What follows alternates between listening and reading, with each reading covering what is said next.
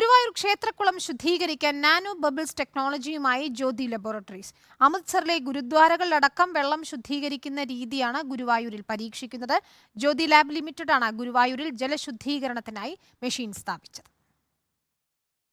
ദിനംപ്രതി ആയിരക്കണക്കിന് ഭക്തർ സ്നാനം നടത്തുന്ന ഗുരുവായൂർ ക്ഷേത്രം തീർത്ഥക്കുളത്തിലെ വെള്ളം മലിനമാകുന്നത് പ്രതിസന്ധിയായി വളരുകയായിരുന്നു. ഇതിനു പരിഹാരമായാണ് ഹൈടെക് രീതിയിൽ മാലിന്യങ്ങൾ നീക്കി വെള്ളം ശുദ്ധമാക്കുന്നത്.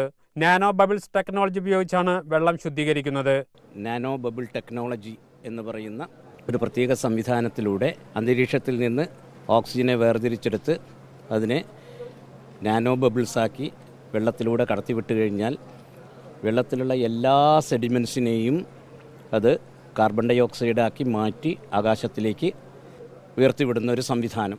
ഞങ്ങൾ ഇങ്ങനെ റിസർച്ച് ചെയ്ത് അങ്ങനെയാണ് ഈ ഒരു നാനോ ബബിൾ ടെക്നോളജി എന്ന് പറഞ്ഞൊരു സംഭവം ഈ കേരളത്തിൽ തന്നെ ഇത് ഫസ്റ്റ് ടൈമാണ് നമ്മൾ ചെയ്യുന്നത്.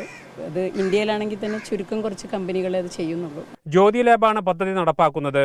1 മാസത്തിനുള്ളിൽ അഴുക്ക് പൂർണ്ണമായി നീങ്ങുമെന്നാണ് പ്രതീക്ഷ. ജ്യോതി ലാബിന്റെ south zone sales head Samath Kumar പദ്ധതി ഗുരുവായൂർ ദേവസ്ഥത്തിന് സമർപ്പിച്ചു. റിപ്പോർട്ടർ, തൃശൂർ.